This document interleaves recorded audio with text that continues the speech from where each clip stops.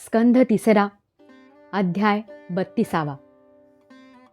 धूममार्ग आणि अर्चरादी मार्गाने जाणाऱ्यांच्या गतीचे आणि भक्तियोगाच्या उत्कृष्टतेचे वर्णन. श्री कपिल म्हणतात, हे माते, जो पुरुष घरातच राहून सकाम भावाने गृहस्थ धर्माचे पालन करतो आणि त्याचे फळ म्हणून अर्थ आणि काम यांचा उपभोग घेऊन पुन्हा पुन्हा तेच करीत राहतो, तो निरनिराळ्या कामनांनी मोहित झाल्या कारणाने भगवत धर्मापासून विन्मुख होतो आणि श्रद्धेने यज्ञांनी देव आणि पितर यांचीच आराधना करीत राहतो. त्याची बुद्धी त्याच प्रकारच्या श्रद्धेशी निगडीत राहते. देव आणि पितर हेच त्याचे उपास्य होत, म्हणून तो चंद्रलोकात जाऊन सोमपान करतो आणि पुन्हा पुण्य क्षीण झाल्यावर या लोकात परत येतो. ज्यावेळी प्रलयकाळ शेषशायी भगवान शेषशय्येवर शयन करतात, त्यावेळी गृहस्थाश्रमातील सकाम लोकांना प्राप्त होणारे हे सर्व लोकही लयाला जातात.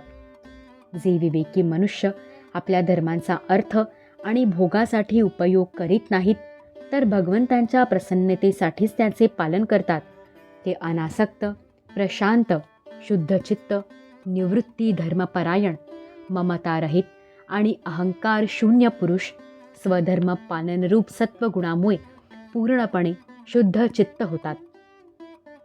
ते शेवटी सूर्यमार्गाने, अर्चिमार्ग किंवा देवयान मार्ग, सर्वव्यापी कार्यकारणरूप जगाचा नियंता, संसाराचे उपादान कारण आणि त्याची उत्पत्ती, पालन व संहार करणाऱ्या पूर्ण पुरुषालाच प्राप्त होतात. जे लोक परमात्मा दृष्टीने हिरण्यगर्भाची उपासना करतात, ते 2 परार्धांनी होणाऱ्या ब्रह्मदेवाच्या प्रलयापर्यंत त्यांच्या सत्यलोकातच राहतात. ज्यावेळी देवतांपेक्षाही श्रेष्ठ ब्रह्मदेव आपल्या 2 परार्ध कालपर्यंत अधिकार भोगून पृथ्वी, जल, अग्नी, वायू, आकाश, मन, इंद्रिये, त्यांचे विषय आणि अहंकारादीसहित संपूर्ण विश्वाचा संहार करण्याच्या इच्छेने त्रिगुणात्मक प्रकृतीबरोबर एकरूप होऊन निर्विशेष परमात्म्यामध्ये लीन होऊन जातो, त्यावेळी प्राण आणि मन यांना जिंकलेले ते विरक्त योगीजनसुद्धा देहाचा त्याग करून त्या भगवान ब्रह्मदेवातच प्रवेश करतात आणि पुन्हा त्यांच्याच बरोबर परमानंद स्वरूप पुराणपुरुष परब्रह्मामध्ये लीन होऊन जातात. त्या अगोदर ते भगवंतात लीन होत नाहीत, कारण त्यांच्यामध्ये अहंकार शिल्लक असतो. म्हणून हे माते, आता तू सुद्धा अत्यंत भक्तिभावाने समस्त प्राण्यांच्या हृदयकमलात असणाऱ्या त्या श्रीहरींच्याच चरणांना शरण जा. तू सुद्धा माझ्याकडून त्यांचा प्रभाव ऐकलाच आहेस. वेदांचे अंतरंग जाणणारे सर्व स्थावर जंगम प्राण्यांचे आदिकारण ब्रह्मदेव सुद्धा मरीची आदी ऋषी, योगेश्वर सनकादिक, तसेच योगप्रवर्तक सिद्धांसहित निष्काम कर्मांमुळे आदिपुरुष पुरुषश्रेष्ठ सगुण ब्रह्माला प्राप्त होऊन सुद्धा भेददृष्टी आणि कर्तृत्वाभिमान यामुळे भगवद इच्छेने जेव्हा सृष्टी उत्पन्न होण्याची वेळ येते, तेव्हा कालरूप ईश्वराच्या प्रेरणेने गुणांमध्ये क्षोभ झाल्याने पुन्हा पूर्ववत प्रगट होतात. अशा प्रकारे पूर्वोक्त ऋषीसुद्धा आपापल्या कर्मानुसार ब्रह्मलोकाचे ऐश्वर्य उपभोगून भगवत इच्छेने गुणांमध्ये क्षोभ झाल्याने पुन्हा या लोकात जन्म घेतात. जे या लोकात कर्मांमध्ये आसक्त राहून श्रद्धेने वेदात सांगितलेल्या काम्य आणि नित्य कर्मांचे सांगोपांग अनुष्ठान करतात, रजोगुणामुळे ज्यांची बुद्धी विवेकाविषयी कुंठित होते, ज्यांच्या हृदयामध्ये कामना असतात आणि इंद्रिये ज्यांच्या स्वाधीन नसतात, ते आपल्या घरातच आसक्त होऊन नेहमी पितरांची पूजा करतात. हे लोक धर्म, अर्थ आणि काम यांमध्येच आसक्त असतात, म्हणून ज्यांचे महान पराक्रम अत्यंत कीर्तनीय आहेत, त्या भवभयहारी श्री मधुसूदन भगवंतांच्या कथांविषयी विन्मुखच असतात.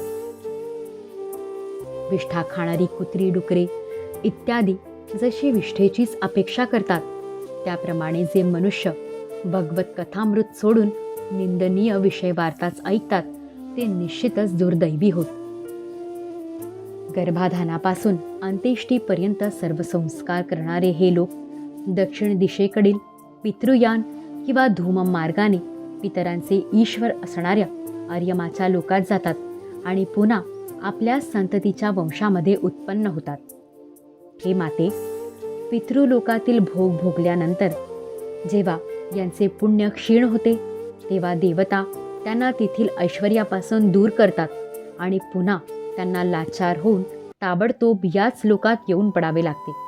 म्हणून हे माते, ज्यांचे चरणकमळ नेहमी भजन पूजन करण्यायोग्य आहेत त्या भगवंतांचेच तू त्यांच्या गुणांचा आश्रय करणाऱ्या भक्तीने सर्व भावाने भजन कर.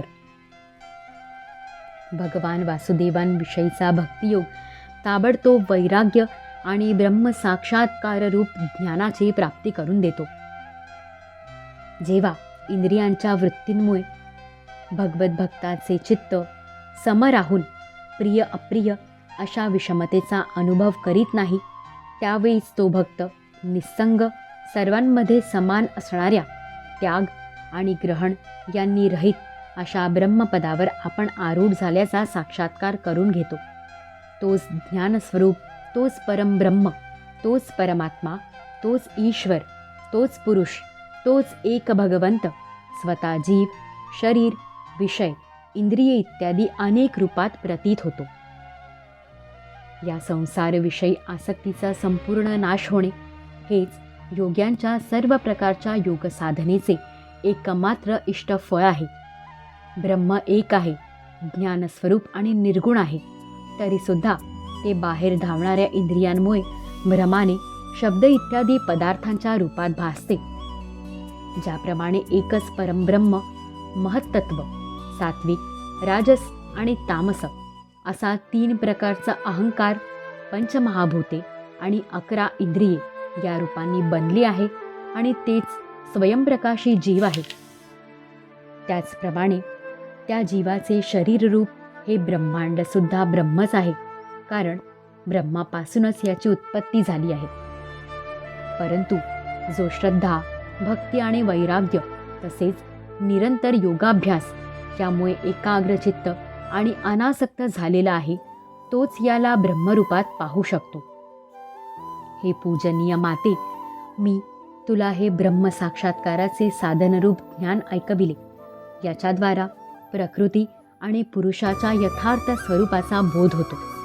हे देवी, निर्गुण ब्रह्मविषयक ज्ञानयोग आणि माझ्याविषयीचा भक्तियोग या दोन्हींचे फळ एकच आहे. त्यालाच भगवंत म्हणतात.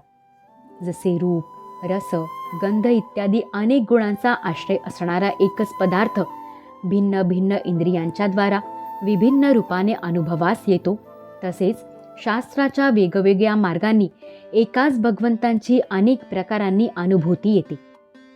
अनेक प्रकारची कर्मे, यज्ञ, दान, तप, वेदाध्ययन, वेदविचार, मन आणि इंद्रियांचा संयम, कर्मांचा त्याग, विविध अंगे असलेला योग, भक्तियोग, प्रवृत्ती मार्ग आणि निवृत्ती मार्ग असे दोन्ही प्रकारचे धर्म, आत्मतत्वाचे ज्ञान आणि दृढ वैराग्य या सर्व साधना मार्गांनी सगुण निर्गुण रूप स्वयंप्रकाश भगवंतालाच प्राप्त केले जाते. सात्विक, राजस, तामस आणि निर्गुण भेदाने 4 प्रकारच्या भक्तियोगाचे आणि जो प्राण्यांच्या जन्मादी विकारांचा हेतू आहे, तसेच ज्याची गती जाणता येत नाही त्या काळाचे स्वरूप मी तुला सांगितले.